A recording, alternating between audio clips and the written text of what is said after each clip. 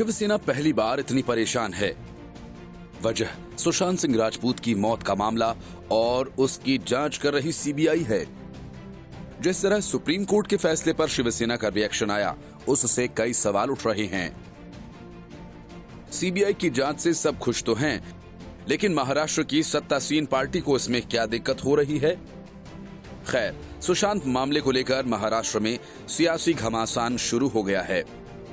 ये तय है कि कुछ लोग मुंबई पुलिस की क्षमता पर सवाल उठाए जाने को शिवसेना की बौखलाहट से जोड़ रहे हैं, जबकि बात इससे भी बढ़कर है।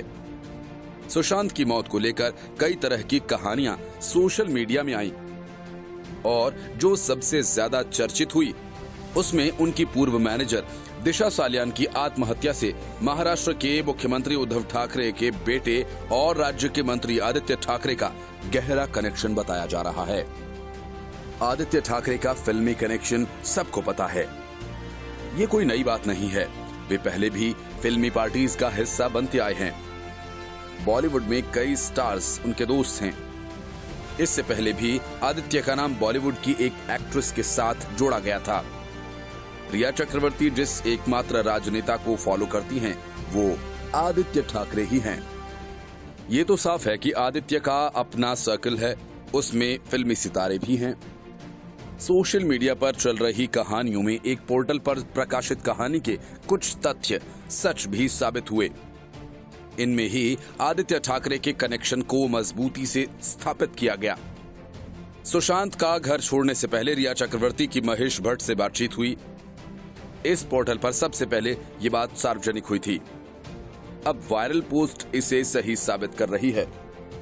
एक और कहानी ये भी चल रही है कि दिशा सालियान केस से जुड़े कुछ दस्तावेज पुलिस थाने से गुम हो गए हैं।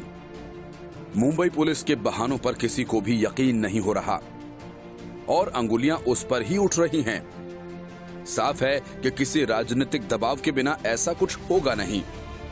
अब जबकि जांच सीबीआई के हाथ आ ही गई है, तो इस कहानी की सच्चाई भी जल्द ही सामने आ जाएगी, ऐसी उम्मीद है।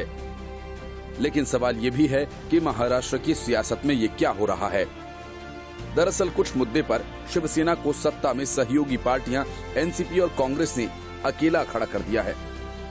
सुप्रीम कोर्ट के फैसले पर महाराष्ट्र के गौरव की झंडा बरदारी जिस तरह शिवसेना ने की, उतना ही दमखम कांग्रेस और एनसीपी में नहीं दिखाया।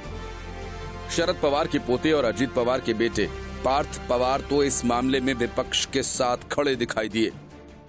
पहले तो उन्होंने सीबीआई जांच की मांग की, फिर जब सुप्रीम कोर्ट का फैसला आया तो सत्यमेव जयते लिखकर ट्वीट किया।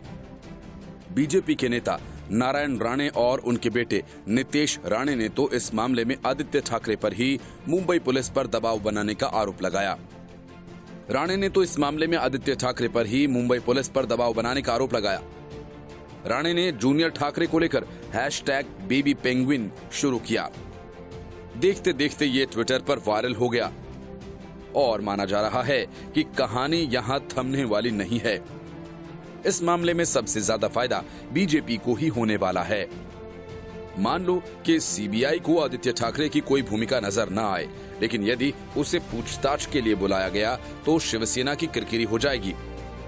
तब दो संभावनाएं बनेंगी। पहली, सहयोगी पार्टियां आदित्य ठाकरे और उद्धव पर इस्तीफे के लिए दबाव भी बना सकती हैं।